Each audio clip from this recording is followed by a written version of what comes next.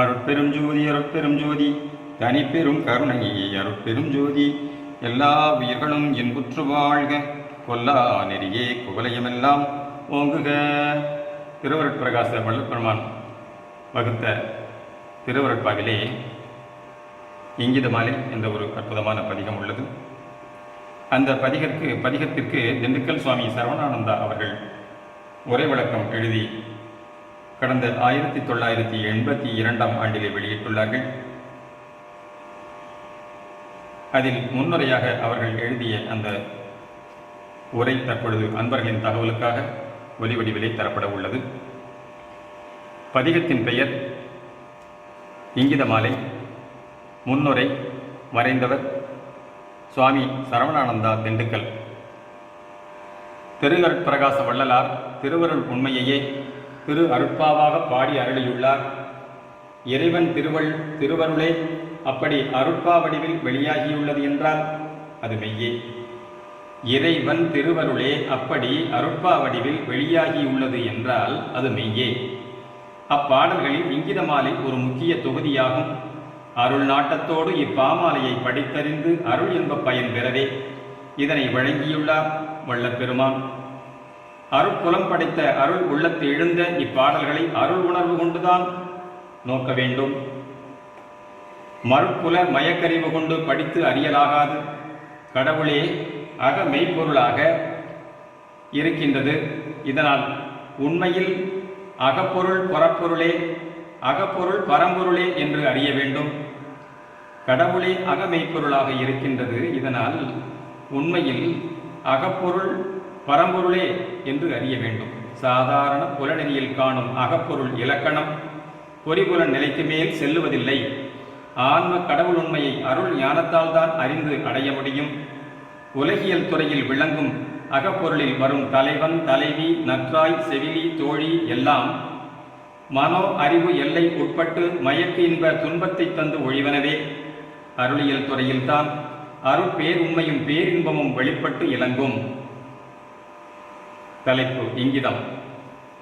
இங்கிதம் என்றால் இங்கு இதம் ஆக இவ்வுலக வாழ்விலேயே இறை உண்மை இன்பத்தை பெற்று என்றும் இனிது வாழும் வாழ்வையே குறிப்பதாம். அதற்கென்றே அப்பரம்பொருள் இம்மானிட உருக்கொண்டு உண்மையெல்லாம் வெளிப்பட அக உயிர் உணர்வு மூலம் அருள் செய்து கொண்டே உள்ளது. இவ் அக உண்மையை கண்டுகொள்ளாத அபக்குவ காலத்தில் புறநிலையை கண்டு பொய்யான இன்ப துன்பில் உழந்து கொண்டிருந்தான் மனிதன். அடுத்த தலைப்பு இல்லறமும் துறவரமும். புற இல்லத்திலிருந்து அனுபவித்த சுகபோக வாழ்வு இன்பமானது என இருமாந்திருந்து மடிந்து போவதை மதிக்காத சிலர் உலகியற் சுகங்களை வெறுத்து அக ஒருமையில் தனிமையில் இனிமை கண்டனர் துறவோர் ஆவர். இவ்விருவருமே தம் தம் நெறியின் மூலம் பெறும் இன்பத்தை உலகுக்கு உணர்த்த சாத்திரங்கள் பல செய்து வழங்கினர். இவர்களின் போக யோக சாத்திரங்களில் களவு கற்புக்காம் காமநூல் என்னும் கொக்கோகம் கலா சாஸ்திரம் இரகசியமாய் வழங்கியுள்ளனர். இந்த புறஞானத்தோடுதான் அகப்பொருள் இலக்கணத்தையும் கண்டிருந்ததால் மெய்யான பேரின்ப வாழ்வு வெளிப்படவே இல்லை. இவர்களின் ஞானம், பக்தி, தர்மம், யோகம், தவம், தானம், முத்திப்பேறு எல்லாமும் நித்தியானந்த வாழ்வுக்கு வழி செய்யவில்லை என்பதை அறிவோம். அடுத்த தலைப்பு அருட்பெருநெறி. இப்போது திருவருளால் அருட்பெருநெறி வெளியாகியுள்ளது. அருள் உணர்வுடன் நோக்கும்போது உண்மை நன்கு விளங்குகின்றது. மனிதன் உண்மையில் அனாதியே கடவுள்மயமாக இருக்கும் இயல்பை அறியாது இருந்ததையும் அதுவே இதுவரை தன் உணர்வின்றி வளர்ந்து வந்திருப்பதையும் இன்று அறிகின்றான். கடவுள் உண்மையும் தனது உண்மையும் ஒன்றே என அறிகின்றான் இவன். அது மெய்யறிவின்பு மயமானதே எனவும் உணர்கின்றான். சுத்த சத்விசாரத்தாலே உண்மையை உளத்தே கண்டு அவ்விடம் இருந்த வண்ணம் அன்பும் அறிவும் இன்பமும் பெருக பெருக வாழ்வதே முறை எனவும் உணர்த்தப் பெறுகின்றான். அந்த நித்தியானந்த வாழ்வு பெற பழையனவற்றில் உட்புதைந்து கிடக்கும் மெய்ப்பொருளை காண்கின்றான். களவும் கற்றுமர என்பது ஒரு பழமொழி. கடவுள் எங்கும் என்றும் இருந்தும் காண முடிகின்றதில்லை. ஆகையால் கடவுளே காண்பறிய கள்ளனாய் மறைந்திருந்து கொண்டு இன்பு செய்து வருகின்றதை புரிந்து கொள்ள முடிகின்றது இல்லை. திருவருளால் அவ்வுண்மையை கண்டுகொள்ளுதலே களவை கற்றலாகும். பின் நாம் இப்போது ஏற்றுள்ள பொய் மாயா நிலையை மறந்து கடவுள்மயமாய் இருக்க வேண்டும் என்பதுதான் அப்பழமொழியின் கருத்தாகும். களவை கற்பதும் மறப்பதும் இதுதான். அக இன்ப வாழ்வுக்கு இக்களவும் கற்பும் வேண்டியனவே. களவு கற்பன கண்ணிய மேலோர் உளநிகள் அன்பின் உயர்ச்சி மேவ என்பது இறையனார் அகப்பொருள். உளத்தே அன்பு வளர்ச்சி பெற்று வெளிப்படவே இந்த களவும் கற்பும் விதி செய்யப்பட்டுள்ளனவாம். சத்விசாரத்தால் களவு நீடிக்கிறது பக்குவம் வரும் வரை. பின்னர் கற்பொழுக்க மனவாழ்வு ஏற்படுகிறது. இதனை களவினுள் தவிர்ச்சி வரைவின் நீட்டம் திங்கள் இரண்டின் அகம் என மொழிக என்றுள்ளனர். களவும் மனமும் நிறைவுற 2 திங்கள் ஆம் எனப்பட்டுள்ளது. அதாவது சத்விசார ஞானமும் அனுபவ ஞானமும் இரு முழுமதியாக குறிக்கப் பெறுவது இதுவே 30-30-60 நாளாம். இக்கருத்தே உலகப் பழமொழியில் ஆசையும் மோகமும் 60 நாள் என்றுள்ளது. இதுகாரும் உலகம் கண்ட களவும் கற்பும் தந்த இன்பம் அற்பமே. துறவார் கண்ட யோக ஞானத்தால் உட்கூடும் களவும் கற்பும் இன்ப வாழ்வில் நிலவச் செய்யவில்லை. இப்பொழுது அருள் விசார வசத்தால் களவியல் உண்மை அருட்பெருஞ்சோதியை கண்டுகொள்ளச் செய்கின்றது. மேல் கற்பொழுக்க பரோபகார வாழ்வு இரவா இன்ப நிறைவாழ்வாய் சூழ இருக்கின்றது. இது வள்ளலார் அனுபவம். இந்த அருட்களவியலை உணர்த்த வந்ததுதான் இங்கிதமாலை என்று அறிய வேண்டும். அடுத்த தலைப்பு இங்கிதமாலையும் களவியல் உண்மையும். இங்கு இறைவன் நம் சிறனடு உண்மை ஆன்ம வடிவாகிய திரு ஒற்றியில் பிச்சை பெருமானாகவும் தியாகராயராகவும் எழுந்தருளியுள்ளதை கண்டுகொள்ளச் செய்துள்ளார். உண்மையில் தலைநடு பகர வடிவ குழியிடத்தே இறையொளி விளங்குகின்றது. இந்நிலை தோற்றம் பிச்சை ஏற்க ஏந்தியுள்ள கை போலும் கரபாத்திரம் போலும் பிரபகபாலமாம் திருவோடு போலும் உள்ளதாம். இதில் நம் மருள் ஆன்மபோத பிச்சையை ஆண்டவர் வாங்கிக் கொள்ளவும் அவர் நமக்கே அருள் அமுதையே பிச்சையாக வழங்க உள்ளதாயும் தோற்றுகிறது. நமது அறியாமை பிச்சை அல்லது பித்தை வாங்கி கொண்டு தமது அருட்ஜோதி பிச்சை தந்துவிடுகின்றார். இதனால் அருள்மணம் பெறும் வரை அவர் பித்தாய் இருக்கின்றோம். இதனால் அருள்மணம் பெறும் வரை அவர் பித்தாய் இருக்கின்றோம். மேல் அருள் மன பெரு வாழ்வுடன் ஆனந்தமாய் திகழ்வது உண்மை. ஆகவே சத்விசார உண்மையால் அருட்ஜோதி கடவுளை காட்டிக் கொடுக்க வந்த இந்த இங்கிதமாலை அருட்களவு நூலே என தெளியலாம். இதனாலேதான் இம்மாலை கூட ஒரு 165 செய்யுள்களாக அமைந்துள்ளதாம். என்னெனில் இந்த ஒரு 165 என்ற எண்ணே கூட தமிழ் எழுத்து வடிவில் க ல சு ய ரு என ஒழியும்படி உள்ளது. இதன் கருத்து இது களவின் சுய உரு அல்லது களவின் உயர்வு குறிப்பதாம். இதனால்தான் இந்த திருவொற்றி பிச்சாடனர் கற்பனா கருத்தை மையமாய் வைத்தே எவ்வளவு இங்கிதமாக 215 165 பாக்களும் அமைக்கப்பட்டுள்ளன என எண்ணி உள மகிழ்வெய்துகின்றோம். ஆகவே இம்மேனிலைப்பதியில் பதிவுற்று இருந்து கொண்டு ஒவ்வொரு பாடலின் இங்கித சிறப்பை இனிக்க இனிக்க கண்டு இன்புறலாகும். ஆனால் இக்கலை இன்பத்தில் ஆழ்ந்து கிடந்து விடாமல் அவன் இருந்தே அருளின்ப அனுபவத்தோடே வாழ்ந்து கொண்டே இருக்க பழக வேண்டும். இது 5 முகம் தோன்றி 6 முகம் தோன்றும் என்பதற்கு ஒப்ப முதல் 5 திருமுறையில் இங்கித மாலையை காட்டிவிட்டு 6ஆம் திருமுறையில் அனுபவ மாலையை வழங்கியுள்ளதை உணர்த்துகின்றது. 6ஆம் திருமுறை அனுபவம் கடவுள் நிலையில் கலந்து நின்று கற்பு ஒழுக்கமாக பரோபகார வாழ்வை நடத்தலை குறிப்பதாம். ஒரு சமயம் அனுபவ மாலைக்கு உரை எழுத வேண்டும் என்றனர் நம் அன்பர் சிலர். அது சொற்பொருளில் விரிவுரையில் அடங்குவதல்ல. ஆதலின் அனுபவ வாழ்வை உரையாக வேண்டும் என்ற கருத்தில் ஒன்றும் எழுத இசையவில்லை. அப்படியே பொருள் கூறினும் அந்நிலையுற்று அனுபவித்தாலொழிய பெரும் பயன் இல்லையாம். இந்த இங்கிதமாலை செய்யுளுக்கு கூட 20 ஆண்டுகளுக்கு முன் ஒரே பாட்டிற்கு பல எடுத்துக்காட்டுடன் ஒரு நாட்குறிப்பு புத்தகம் முழுவதும் எழுதிவிட்டு இதுபோல் மற்ற செய்யுள்கள் முழுவதற்கும் தெரிந்து கொள்ளலாம் என முடிவு செய்திருந்தது.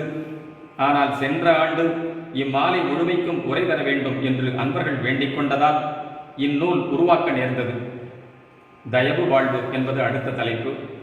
சத்திய ஞான சபையில் அருட்பெரும் ஜோதி நிலையை கண்டு கலந்து அதுவாகி விளங்கும் உபாயம் செய்யப்பட்டது அன்று. சத்விசாரத்தின் முடிவு அதுவே. இங்கிதமாலையின் துணையும் கூட அருட்பெருஞ்சோதியை காட்டி கூட்டி வைப்பதே. அதற்கு அருள் ஒளிமயமாய் இருந்து கொண்டு வாழற்கு பரோபகார செயல் முறைக்குரிய தர்மசாலை, சுத்த சன்மார்க்க கலாசாலை, சாதனா சாலை எல்லாம் அன்றைய அபக்குவ நிலையில் தொடங்கி நடத்தக்கூடாது போய்விட்டன. இப்போது அந்த அருட்ஜோதி வாழ்வு செயல்படுத்தற்கு நம் சின்மயபுரத்தில், அதாவது சின்னாளப்பட்டியில் தயவு ஆலயமும் தயா தர்மசாலையும் தோற்றுவிக்கப்பட்டுள்ளன. அருட்ஜோதியின் இரண்டெல்லாம் ஒன்றாய் திகழும் உண்மையை சுட்ட வந்தது இந்த தயவு. இத்தயவு சுடராய் இருந்து கொண்டு அனகமாய் தயவு வழியை இங்கும் பரப்பிக்கொண்டு வாழ்தல் முறை செய்யப்படுகின்றது. எனவேதான் இந்த இங்கித மாலையின் உரை விளக்க நூல் இது சமயம் வெளியாக்கப்படுகின்றது. உலக மக்கள் யாவரும் தயவுடன் இதனை படித்து ஏற்றுக்கொண்டால் எல்லா குற்றம் குறைபாடுகளும் நீங்கி ஒத்து வாழ்ந்து நலமே தழைத்து ஓங்கலாம். தயா பெருஞ்சோதியாய் நாம் சிறனோடு இருந்து ஒளி வீசிக் கொண்டிருக்கும் ஒன்றே சத்திய ஞான சபையுள் விளங்கும் அருட்பெருஞ்சோதியும் மற்றெல்லா கற்பனா ஆலயங்களில் விளங்கும் கற்பனா தெய்வங்களின் உண்மையும் ஆகும்.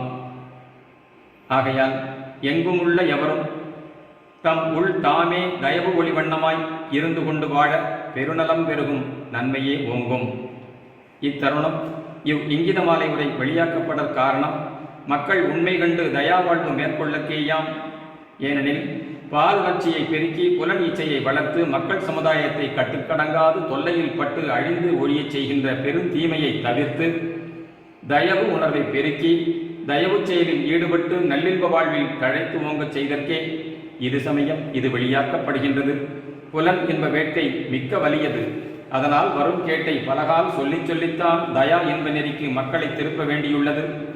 இப்புலனிச்சை பெருக்கை ஒழிக்கவே மறுபு பெண்ணாசையை மறக்கவே வேண்டும் என்று வற்புறுத்தி சொன்னார் அருட்பிரகாச அடிகள்.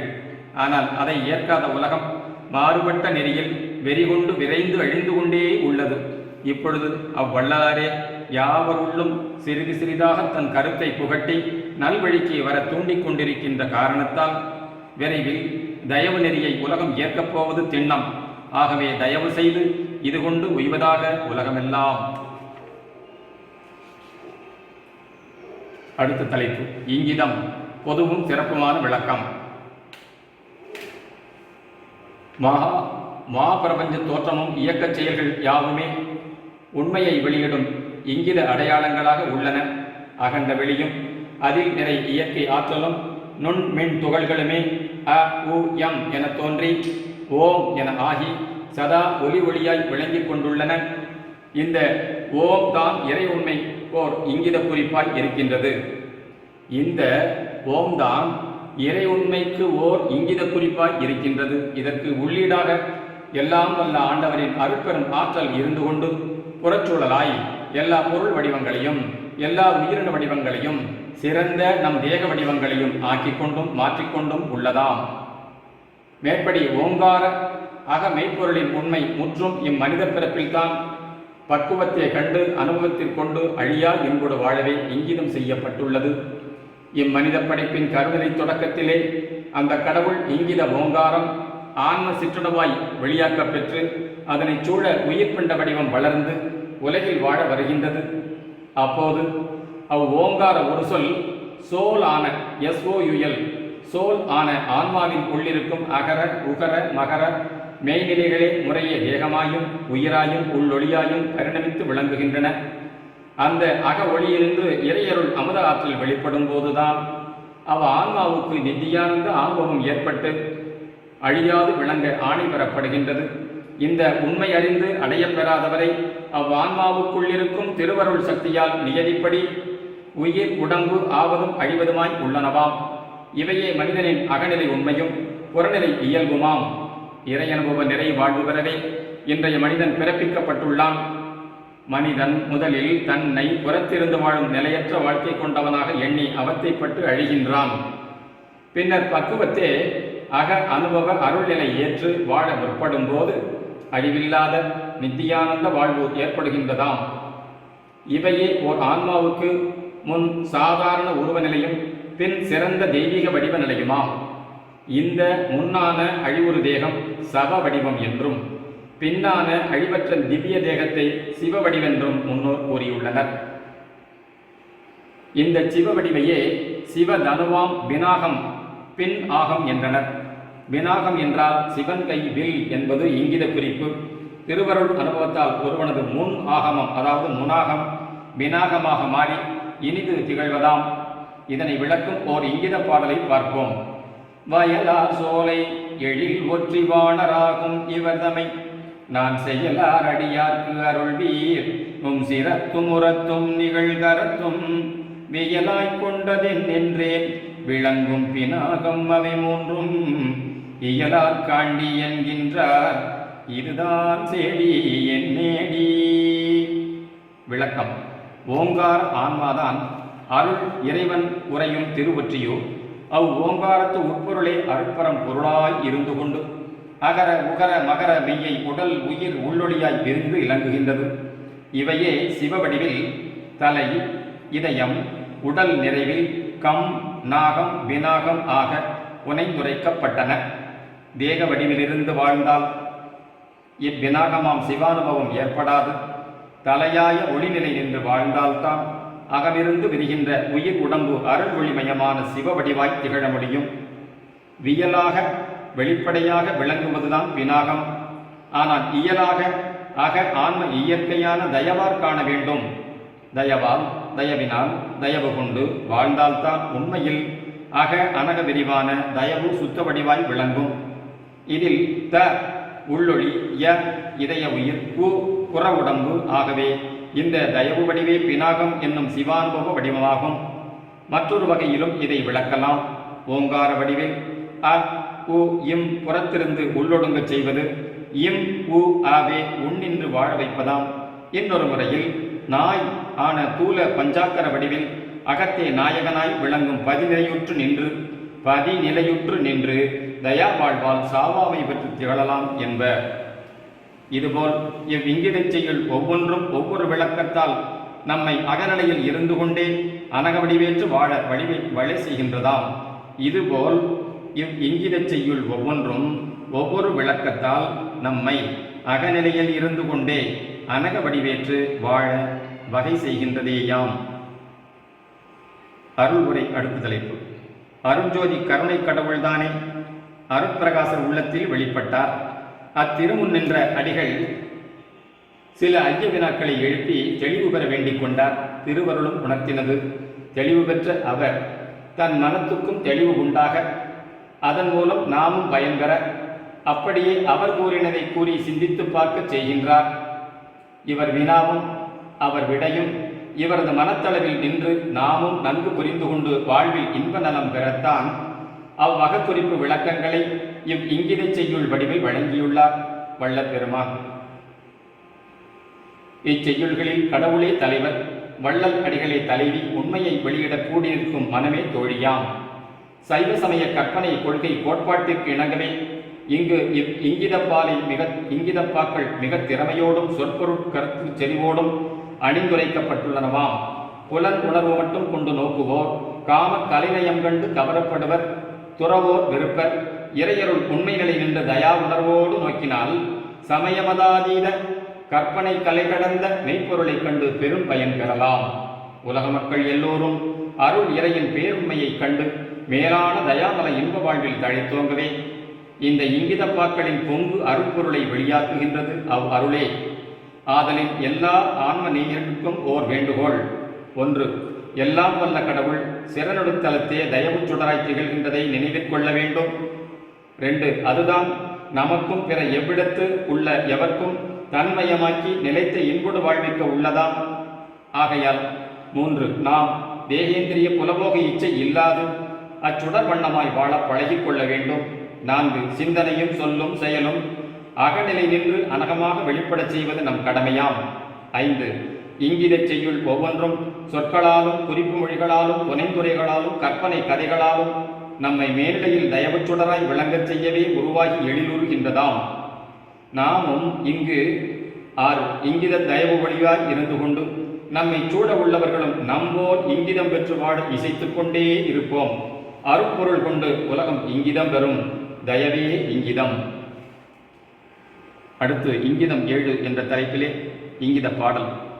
இங்கிதன் இறைவன் இருக்க இயற்கை இருப்பே இங்கிதம் இறைவன் இயற்கை இருப்பே. இங்கிதம் இறைவன் இயற்கை இயல்பே. இங்கிதம் இறைவன் இயற்கை இன்பே. இங்கிதம் அது சச்சிதானந்தமாமே. 2. ஆமாம் அதுவே ஆதியும் அந்தமும் ஓமாம் ஒரு சொற்குள்ளும் புறமும் தாமாம் தயவு தரித்து தழைத்து நாமாம்படி இன்று இங்கிதமானதே. 3. இங்கிதமான இறைவந்தானே இங்கிதமாக இம்மானவபுரு இங்கிதமாகவே ஏற்றிருந்தின்று இங்கித வாழ்வு இனிதருள்வதுவே. 4. அருளியல் உண்மை அகமறைந்திருந்து பொருளியல் உலகில் பொங்கெழில் காட்டிட மருளியல் மக்களை மயக்கரச் செய்திட்டு அருளியல் நெறியால் அகநிலை சேர்ந்ததே. 5. அகநிலை இருந்தும் அதன் விரிவாகிய விகசித உலகம் விருப்பொடு வெறுப்பால் இகநிலை வாழ்வில் இசையாது இதுவரை மிக உழன்றிட்டு காணுது இங்கிதமே. 6. காணுமே உறுப்பு கவின்கட்கெல்லாம் மானக உறுப்பு மறைபொருள் கொண்டுள்ள ஏடியல் மந்தனம் இதுவெனத்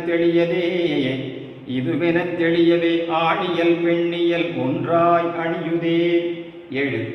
அணிபுற எழிலில் மோகித்தழுந்தாது நுணுகி உள் நல்லருள் ஒளிநிலை ஒன்றே பணிவொடு உலகிதில் பரப்பிடுதயவை பிணிமரணம் உரு பிறங்கலுமாமே. இத்துடன் இந்த இங்கிதம் 7 என்ற தலைப்பிலே அமைந்த 7 பாடல்கள் நிறைவுற்றன. அருட்பெரும் ஜோதி அருட்பெரும் ஜோதி தனிப்பெரும் கருணை அருட்பெரும் ஜோதி தயவு